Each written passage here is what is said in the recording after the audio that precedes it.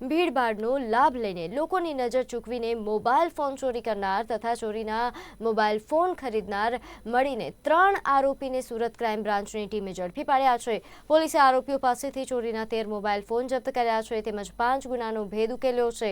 અહીં ઉલ્લેખનીય છે કે હાઈકોર્ટે ચોરીના કેસોને લઈને પોલીસ વિભાગની ઝાટકણી કાઢી છે। ચોરીનો મુદ્દામાલ પોલીસ ચોરો પાસેથી કેમ છોડાવી શકતી નથી તેવો સવાલ કર્યો હતો। સાથે જ મુદ્દામાલ પરત મેળવવા માટે મૂળ માલિકને પોલીસ સ્ટેશનના અનેક ધક્કા ખાવા પડે છે, જેથી કોર્ટે ડીજીપીને યોગ્ય સિસ્ટમ ઊભી કરવા માટે પણ આદેશ આપ્યો છે।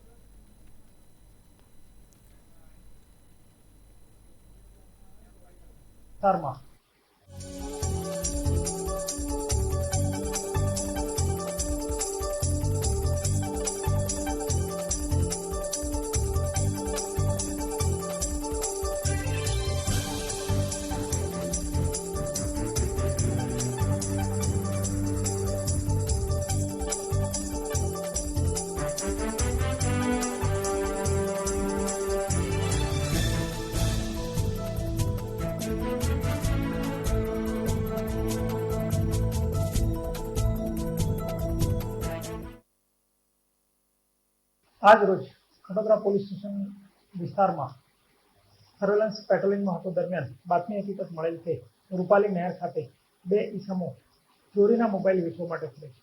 जे बाबते खडोदरा पोलीस स्थल पर गई तहकीकात करता 2 माणस मळी आवेला बातमी मुजब जेमनुं नाम अनिल सेंदोणे तथा शैलेष शंकरलाल नामनुं जणावे जेमनी अंगझड़तीमांथी कुले 3+2 ए रीते 5 मोबाइल मळी आव्या। जे बाबते તેમની સાથે ઘનિષ્ઠ રીતે યુક્તિ પ્રયુક્તિપૂર્વક પૂછપરછ કરતા તેઓ પોતે મોબાઈલની દુકાન ધરાવતા હોવાનું ખુલેલ અને પોતાની મોબાઈલ દુકાન ત્રિકમનગર વરાછા વિસ્તારમાં હોવાનું જણાવે, જેથી પોલીસે ત્યાં જઈ તપાસ કરતા તેમની દુકાનમાંથી 49 મોબાઈલ મળેલા, જેમાં કુલે 54 મોબાઈલ મળી આવેલા, જેની કિંમત 4,69,000 રૂપિયા જેવી થવા જાય છે।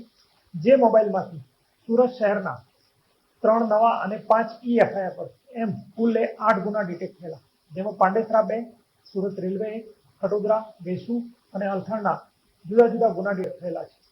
જે આધારે તેઓની ધરપકડ કરવામાં આવેલ છે અને ત્યારબાદ તેમને રિમાન્ડ લેવામાં આવનાર છે। શિયાળાની ઠંડી વધવા સાથે ગરફોડ ચોરી પણ વધવા લાગી છે। શિયાળાની ઠંડીમાં લોકો જ્યારે ઘોર નિંદ્રામાં હોય છે